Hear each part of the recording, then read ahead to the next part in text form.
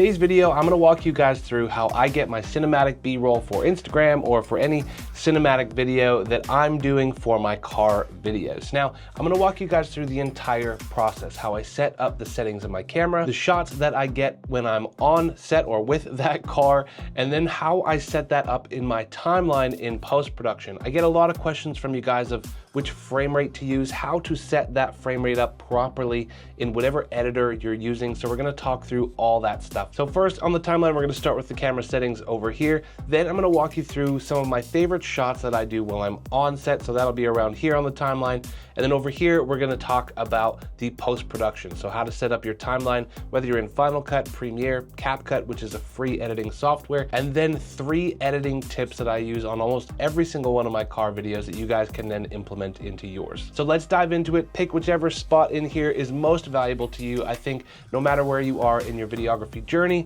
there's probably going to be something in here for you guys. So let's dive in. So step 1 of this video is how to set up your camera to get the most cinematic B-roll of your car. And what that essentially means is in real life, we have what is called motion blur. And so we're trying to actually capture what looks most realistic to our eye. Now there's a lot more that goes into cinema, like lighting and composition and all these things, but we're just going to talk about how you get your camera set up, and then later we're going to talk about a few shots that you guys can do that I suggest that you try.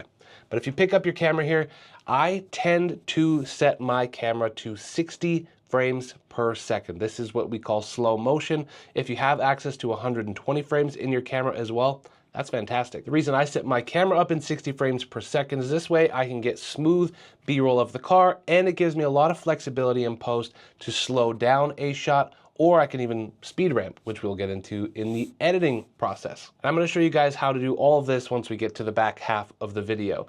But set up your camera in 60 frames per second, and you want your shutter speed to be 1/125 of a second. And then pick your ISO. Typically, you want this to be either very low or your native ISO in your camera. For example, in my camera, that native ISO is 640. If you're shooting at 120 frames per second, you're gonna wanna set your shutter speed to 1/250. Again, doubling our frame rate. Now, one quick tip if you guys are shooting cars specifically, if you're shooting in slow motion, so 60 frames or 120 frames, you might start to get flickering headlights. This is something that's very common to see in car videos. If you want to try and avoid that, you can either try playing with your shutter speed a little bit, or you can move down to 24 frames per second, which is the most real life, or kind of like what you're seeing right now. And then that tends to avoid those flickering headlights that you'll get in a lot of the LEDs of modern cars. All right, so you got your frame rate set, you've got your shutter speed, you've got your ISO and your aperture all picked. But if you've got all your settings set and it's too bright or blown out, maybe you're shooting in bright daylight, this is where you're going to need to put on an ND filter to maintain that shutter speed properly throughout your video. Now, this is a rule, of course, and rules you can break, but you're just gonna start to slowly move away from the most cinematic motion because you're gonna start to get some judders in your clips. If you're adding more shutters into those frames per second, you're gonna have more frames than you need to get that cinematic motion. So look at what the diameter is on your lens and get an appropriate size. Now we're moving into phase 2. You've got your camera set up, you've either got a gimbal or maybe you're going handheld. Both of these are okay because I'm going to show you some of the simple shots that I use, and then in post-production we can actually spice those up quite a bit. So I'm going to tell you guys 3 of my favorite editing techniques later on in the video. Now when I'm with a car, I do 3 things very specifically. The first is I'm going to get wide coverage of the entire car. Now in this case, we are shooting with the intention of posting a reel to Instagram. So I'm shooting vertical and I'm making sure that inside of that vertical frame that the car is entirely shown. We're not cutting off anything on the edges.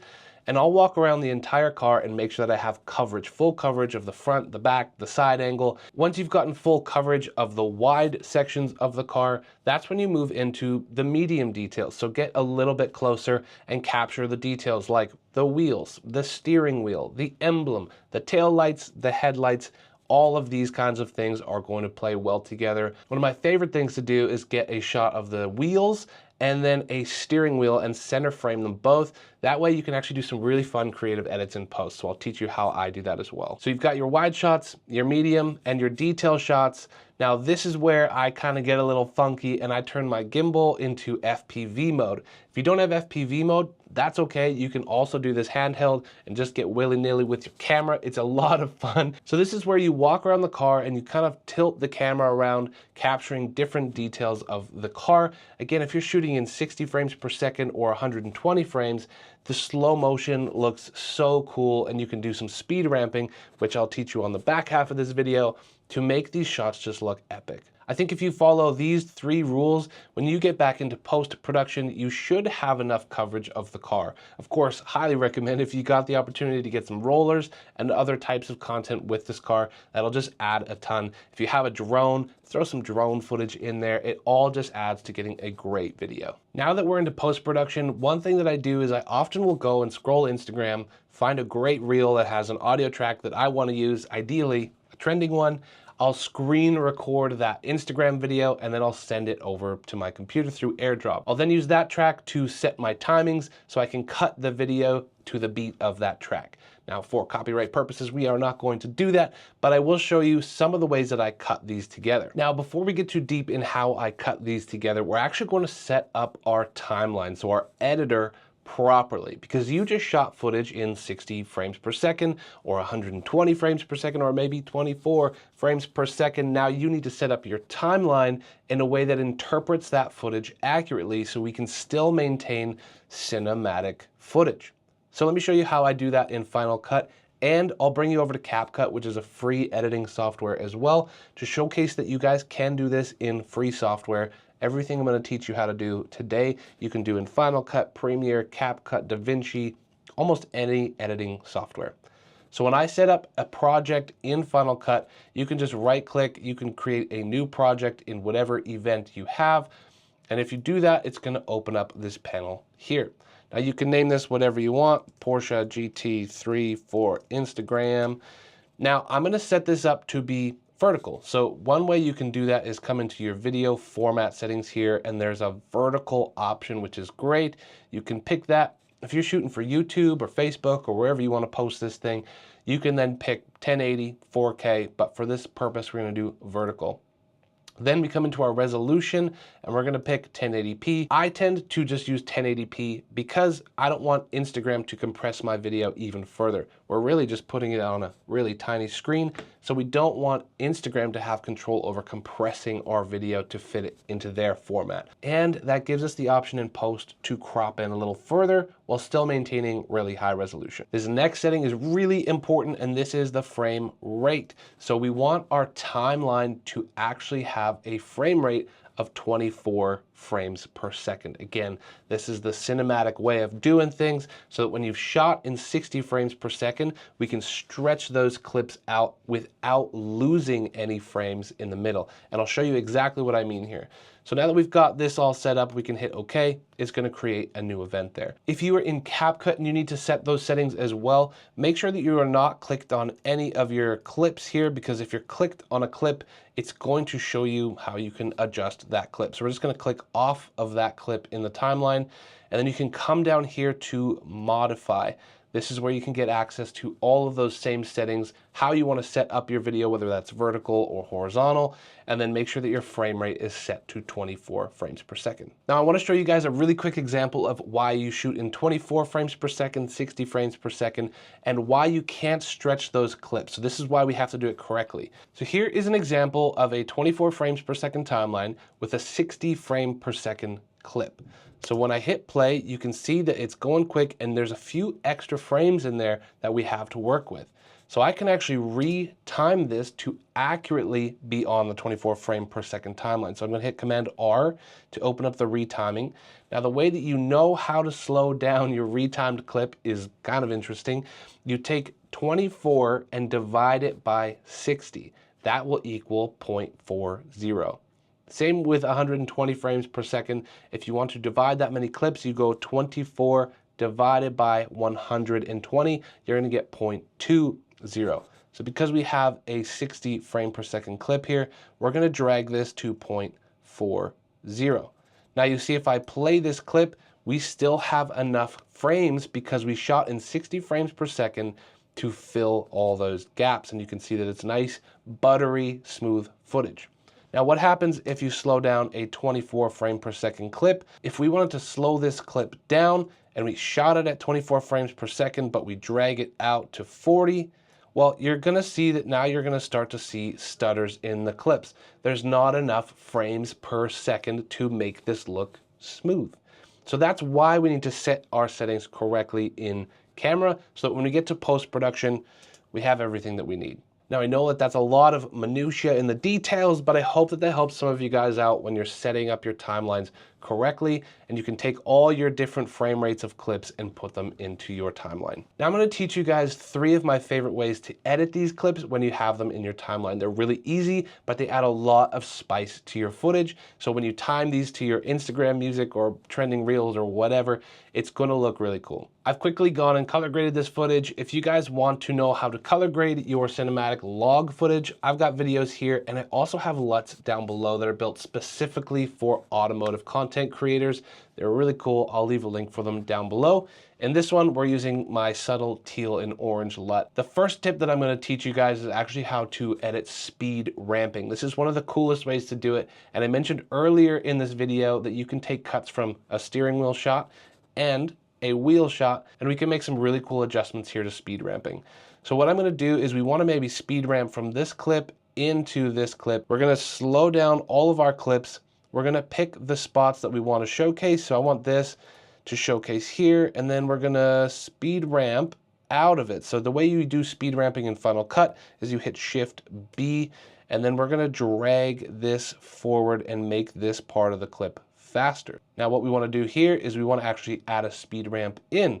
So I'm going to find the final clip part that I want here, select the clip, and then I'm going to hit Shift B again. We're going to take the front of the clip and speed that up by dragging, or you can hit this little triangle here and you can pick a number that you want. So now if you play this through, you have a slow, quick clip, and that's a really fun way to make a transition. You can set those speed ramps to the beat of a track. Now the next thing that I love to do that actually adds a little bit of spice to this as well is called keyframing. We're going to go to the front of this clip. We're going to select our clip, and then over here beside scale, you can see that there's a keyframe. So I'm going to add a keyframe to the front of the clip and to the back of the clip, and we're going to adjust different parameters to that keyframe. So at the front, we're going to zoom into this clip, and at the back of the clip, we're going to have that selected, and we're going to hit another keyframe. Make sure to select that at the end, and we're going to zoom it back to 100. And we're going to do the same thing here with this wheel. We're going to zoom in at the front, adding a keyframe. And then at the end of the clip, we're going to select another keyframe there at the end and zoom back out. Now this is going to add some fun dynamics to that clip so that when it zooms out, you can watch this here. It's already adding so much more motion to those clips, which is a ton of fun. Now this final technique, we're going to use keyframing as well, but we're going to add rotation. So if we start at the beginning of this clip, we're going to add a zoom in here.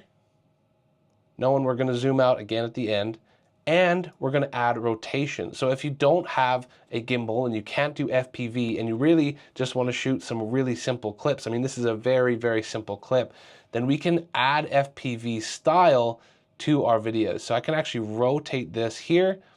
Then we'll go to the end of our clip. Here, we're going to add another keyframe on the scale and the rotation, and we're going to bring them back to what they started with. So 100 scale and 0 rotation. So you can see here, we've got a subtle zoom out and rotation, which is what you would get if you had an FPV. Now this shot was very simple. You just stand there, have all the car in frame, and now you have a really dynamic shot.